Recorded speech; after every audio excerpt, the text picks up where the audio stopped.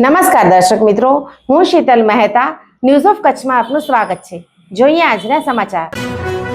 Police કસ્ટડીમાં torture કરી મૃત્યુ નિપજાવવા બદલ તામિલનાડુમાં 9 પોલીસ કર્મચારીને મૃત્યુદંડ મદ્રાસ હાઈકોર્ટની મદુરાઈ બેન્ચે સંભળાવ્યો। કસ્ટોડિયલ ડેથના એક ચર્ચાસ્પદ કેસમાં તામિલનાડુની મદ્રાસ હાઈકોર્ટ દ્વારા એક ઐતિહાસિક ચુકાદો આપ્યો છે, જેમાં વેપારી પિતા પુત્રના પોલીસ કસ્ટડીમાં મૃત્યુના કેસમાં દોષિત ઠરેલા 9 પોલીસ કર્મચારીને મૃત્યુદંડ ફટકારવામાં આવ્યો છે। મદ્રાસ હાઈકોર્ટની મદુરાઈ બેન્ચે ઘટનાને રેરેસ્ટ ઓફ ધ રેર એટલે કે જઘન્ય અપરાધ માનીને સખત સજા આપી છે। આ ચુકાદો કસ્ટોડિયલ ડેથના બનાવોમાં પીડિત પરિવાર માટે ન્યાયની દિશામાં મહત્વનું પગલું માનવામાં આવે છે, તેમજ પૂરા દેશમાં પોલીસ હિરાસતમાં બનતી ઘટનાઓને સખત સંદેશ પણ આપે છે।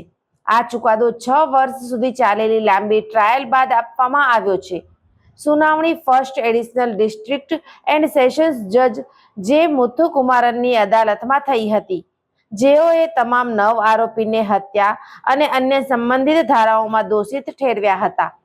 અદાલતે પોતાના ચુકાદામાં કહ્યું હતું કે આ બનાવ અત્યધિક ક્રૂરતા અને સત્તાના દુરુપયોગનું ઉદાહરણ છે। બનાવ તુતિકોરિન જિલ્લાના સાથનકુલમના છે, જ્યાં વેપારી પી જયરાજ અને તેના પુત્ર જે બેન્ડિક્સનું હિરાસતમાં મૃત્યુ થયું હતું। બંનેને 19 જૂન 2020માં પોલીસે કોરોના લોકડાઉનના નિયમોના ઉલ્લંઘનના આરોપમાં હિરાસતમાં લીધા હતા। તપાસમાં સામે આવ્યું હતું કે કસ્ટડી દરમિયાન બંને સાથે સતત અને બર્બર મારપીટ કરવામાં આવતી હતી। પૂરી રાત પ્રતાડિત કરવામાં આવ્યા હતા, જેનાથી બંનેને ગંભીર ઈજા પહોંચી હતી। રિપોર્ટ અનુસાર બ્લન્ટ ફોર્સ ટ્રોમા અને ભારે રક્તસ્રાવ જેવી ઈજા થઈ હતી અને મૃત્યુનું કારણ બની હતી। આ કેસમાં તપાસ દેશભરમાં આક્રોશ બાદ સીબીઆઈને સોંપવામાં આવી હતી। સીબીઆઈ એ તપાસમાં નોંધ્યું હતું અને અત્યાચાર પૂર્વનિયોજિત હતો અને પૂરી રાત ચલાવવામાં આવ્યો હતો।